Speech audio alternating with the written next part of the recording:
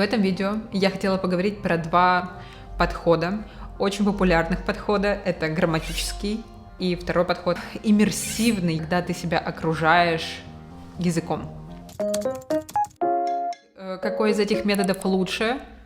Особенно, если мы говорим про русский язык, я расскажу вам с точки зрения человека, который преподает русский уже 6 лет. Я начну, если вы не против, с грамматики. Если вы носитель английского языка, то вы, наверное, не сталкивались с тем, чтобы учить английский язык как иностранный. И поэтому, наверное, вы не знаете, что один из самых популярных методов сейчас для изучения английского языка – это лексический метод. В чем суть? Вы учите слова или словосочетания, или части предложений, и из этого лего вы уже делаете свои фразы. В английском языке это работает конфетка. Но давайте посмотрим, в чем разница между английским языком и русским языком.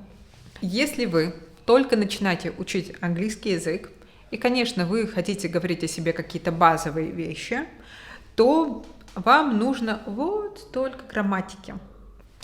Но когда вы начинаете учить русский язык, и вы хотите рассказать какую-то базовую информацию о себе, например, я Ярослава, я преподаю русский язык, я живу сейчас в Аргентине, я много путешествую, я люблю свою кошку, например, чтобы разговаривать на обычные темы, вообще обычные базовые темы, вам нужно выучить падежи, спряжения, глаголы движения, множественное число, все исключения.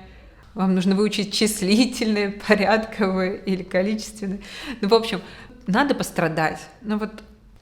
Соболезную. Но зато потом, когда вы перешагнули, когда вы уже на уровне B1, когда вы уже на уровне B2, все остальное просто легко. Вам просто нужно дальше открывать для себя русский язык. Теперь давайте сравним это с иммерсивным подходом. Есть другая группа людей, которые считают, что, чтобы выучить язык, грамматику вообще можно не обращать на нее внимания. Нужно как можно больше слушать, читать, смотреть на изучаемом языке, например, на русском. Это неплохой совет, это на самом деле хороший совет. Так, например, учатся дети разговаривать, именно так учатся нейросети, например, потому что у них есть огромное количество примеров, и они с помощью этих примеров находят закономерности. Окей, да, если вы будете смотреть и слушать очень много контента на русском языке, я буду говорить про русский язык, то вы запомните: «Привет, меня зовут то-то, то-то», вы запомните слова, вы запомните, в каких формах чаще всего бывают те или иные глаголы, например, к каким местоимениям относятся эти глаголы и так далее. В чем здесь сложность? Я вижу две основных проблемы в этом. На русском языке не очень большое количество контента. Точнее, не так.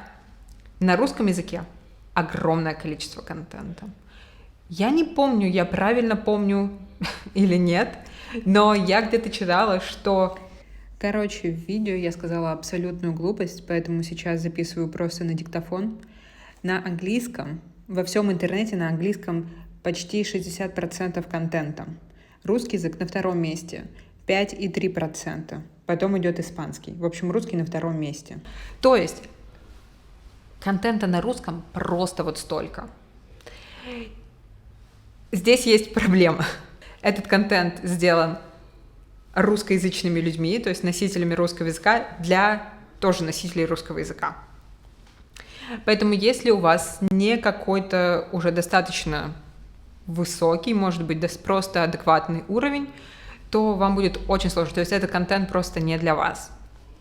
С другой стороны, на русском языке очень мало контента, который сделан для изучающих русский язык. То есть в английском языке, в испанском, французском, немецком, может быть, не знаю, очень много подкастов для изучающих, очень много блогеров, которые учат этому языку, и вы можете себя достаточно комфортно окружить. В русском языке, к сожалению, не очень много людей, которые делают контент для изучающих. И поэтому, если у вас недостаточно высокий уровень русского языка, то вам будет просто сложно понять эти видео, это подкасты, которые сделаны для носителей.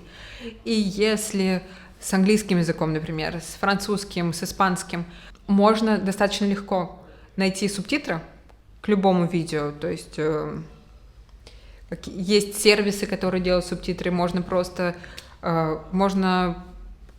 даже встроенные субтитры на Ютубе, они лучше распознают такие более популярные языки.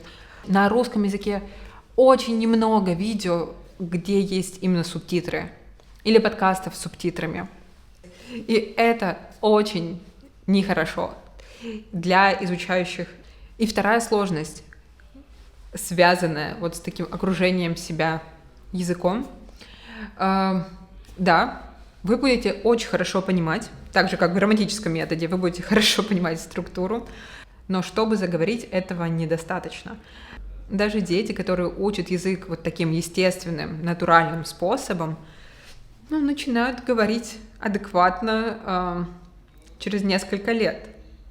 Небольшой промежуточный итог. Грамматический подход. Супер. Если вы хотите заложить основу для изучения русского языка, если вы выучите грамматику, вам будет просто в 100-500, базовую грамматику вам будет в 150 тысяч раз проще.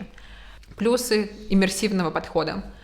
Это и интересней, и это кажется проще, хотя это не совсем проще. Но давайте посмотрим, из чего вообще состоит знание любого языка. Это таких 5 навыков. И это грамматика, и это лексика по уровню. Аудирование, чтение, говорение и письмо. Да, наверное, нетрудно догадаться, что последние 2 навыка — это говорение и письмо. Чаще всего в этих подходах просто остаются за бортом. Не проще ли работать над всеми навыками сразу, чтобы они просто давали максимальный эффект и развивали друг друга? Не знаю. И последнее на сегодня. У меня есть одно предложение. Через месяц я открываю свою мини-школу. Поэтому, если вы хотите подробнее узнать про метод, о чем это будет школа, то, пожалуйста, заполните форму, чтобы я вас не потеряла и могла вас пригласить, и могла вам все рассказать. Я была рада с вами всеми поговорить. Пока.